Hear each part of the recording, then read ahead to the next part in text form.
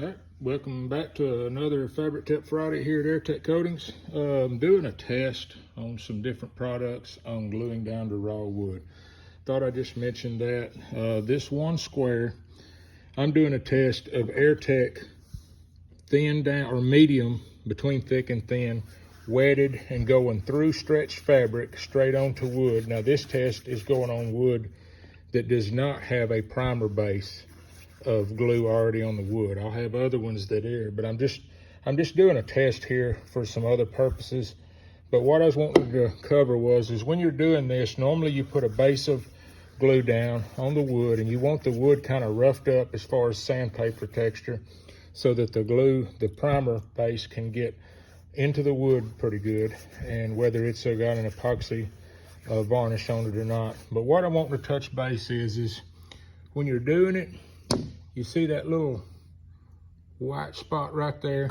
You want to try to make those literally go away, because if there is a white spot, that means it's kind of an opaque color. It's not all the way through wetted in. And what that can cause is a small spot that is not wetted through. And we have seen some situations that on a dark paint could bubble up.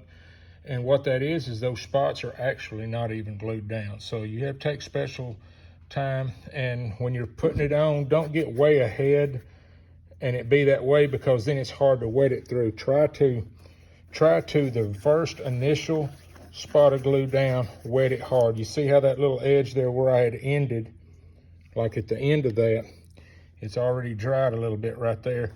When I come back, you see how right at that edge, it's not wanting to. You got to really blend those together. So when you're gluing our process or any of the other processes, whether it's Stewart's or Polybrush or whatever, make sure that you wet it down to those are the color actually all evens up.